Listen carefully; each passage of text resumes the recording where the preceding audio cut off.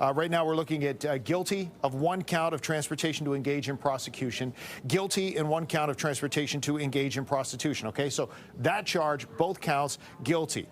Not guilty in sex trafficking, not guilty in sex trafficking. Okay, so that was the question. So those were the 4, we'll say, lesser counts.